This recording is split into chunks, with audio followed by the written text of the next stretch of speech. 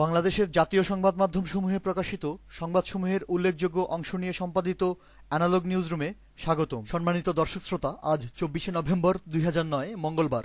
পবিত্র ঈদুল আজহাকে উপলক্ষ করে দেশব্যাপী চলছে বেপরোয়া চাঁদাবাজি। সংবাদ মাধ্যমগুলো এ প্রসঙ্গে লাগাতার প্রতিবেদন করছে, অথচ টনক নড়ছে না প্রশাসনের। চাঁদাবাজির প্রভাবে অস্বাভাবিক হারে বেড়ে গিয়েছে কোরবানির পশুর দাম। সারা দেশে বেপরোয়া চাঁদাবাজির চিত্র তুলে ধরে আজও ভিন্ন ভিন্ন 3টি প্রতিবেদন এসেছে ফোকাস বাংলা, ভোরের কাগজ ও সমকালে।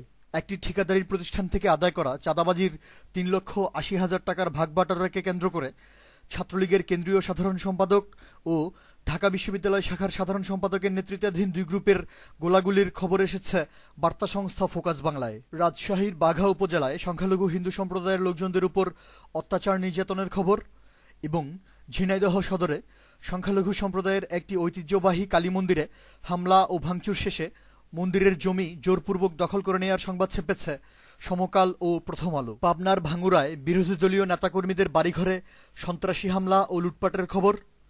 নোয়াখালীর কবিরহাটে যুবলীগ সভাপতির নেতৃত্বে তার ক্যাডার বাহিনী গণধর্ষণ ও ডাকাতি করার সংবাদ এবং ক্ষমতাসীন দলের লোকজন টাঙ্গাইলের কালিহাতীতে একটি হাই স্কুলের নিয়োগ প্রক্রিয়া পণ্ড করে দেওয়ার খবর ছেপেছে প্রথম আলো ও নয়া দিগন্ত। রাজধানীতে নাজুক আইনশৃঙ্খলা পরিস্থিতির খবর এবং ঢাকা সিটি কর্পোরেশন এলাকার হালনাগাদ তালিকায় 10 মাসের ব্যবধানে 2.25 লক্ষ ভোটার বেড়ে যাওয়ার বিস্ময়কর সংবাদ ছেপেছে মানবজমিন পত্রিকা। বগুড়া জেলা আওয়ামী লীগের সভাপতি একটি জাতীয় দৈনিক পত্রিকার সম্পাদক ও প্রকাশকের বিরুদ্ধে হয়রানিমূলক মামলা করার সংবাদ এবং ঢাকা বিশ্ববিদ্যালয়ে সাংবাদিকদের উপর আওয়ামী ছাত্রলীগ নেতাদের হামলার প্রতিবাদে সংবাদকর্মীরা বিক্ষোভ প্রদর্শন করার খবর ছেপেছে নয়া দিগন্ত ও আমার দেশ। মাননীয় প্রধানমন্ত্রী মহাজোট সরকারের অতিমাত্রায় বাকপটু স্বরাষ্ট্রমন্ত্রী সাহারা খাতুনকে আতঙ্কজনক কথাবার্তা থেকে বিরত থাকতে নির্দেশ দেওয়ার সংবাদ ছেপেছে নয়া দিগন্ত ও যুগান্তর। পদোন্নতি নীতিমালা লঙ্ঘন করে আওয়ামীপন্থী বিবেচনায় জাতীয় বিশ্ববিদ্যালয়ে 60 জন কর্মকর্তা কর্মচারীকে গোপনে পদোন্নতি দেওয়ার খবর। মহাজোট সরকারের ডিজিটাল টাইমিংয়ের কারণে স্কুলগামী শিক্ষার্থী ও তাদের অভিভাবকদের চরম দুর্ভোগের সংবাদ এবং ধর্ম মন্ত্রণালয়ের যথাযথ মনিটরিংয়ের অভাবে 35,000 হজ পালনকারীর অসহনীয় ভোগান্তির খবর ছেপেছে যথাক্রমে নয়া দিগন্ত, আমার দেশ ও যুগান্তর।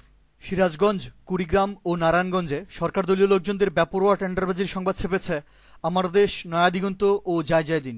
আমাদের সময় পত্রিকায় নিউজ আপডেট হয়েছে বিএনপি দলীয় সাবেক এমপি ওয়াদুদ ভূঁইয়ার উপর আওয়ামী ছাত্রলীগ ও যুবলীগ ক্যাডারদের হামলার খবর। অ্যানালগ নিউজ আজ এ পর্যন্তই। আমাদের পরবর্তী নিউজ শোনার আমন্ত্রণ জানিয়ে আজকের মতো বিদায়। ধন্যবাদ।